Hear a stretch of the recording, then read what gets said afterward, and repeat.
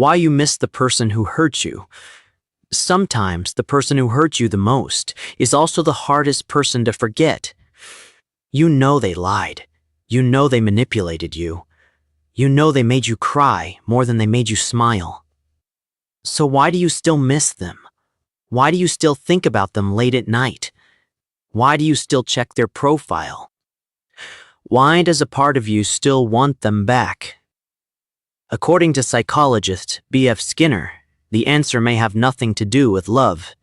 It may have everything to do with conditioning. Section. B.F. Skinner was one of the most famous psychologists in history. He studied how rewards shape human behavior. This means that when rewards are unpredictable, people become more addicted to them. For example, imagine a slot machine. You do not win every time. You lose again and again. But once in a while, you get a reward. And because the reward is random, you keep pulling the lever. Skinner found that unpredictable rewards are actually stronger than constant rewards. Now think about toxic relationships. Some days they ignored you. Some days they acted cold. Some days they disappeared. But then suddenly, they gave you attention. They apologized. They told you that you were special. They made you feel loved again. And that small moment of affection felt powerful because you never knew when it was coming. That is why toxic relationships can feel so addictive. Your brain starts chasing the next good moment. You keep hoping that the loving version of them will come back. You do not become attached only to the person. You become attached to the pattern.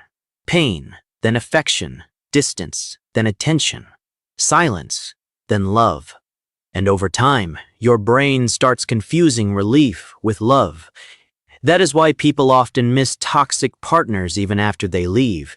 Not because the relationship was healthy, not because they were truly happy, but because they were trained to chase unpredictable affection.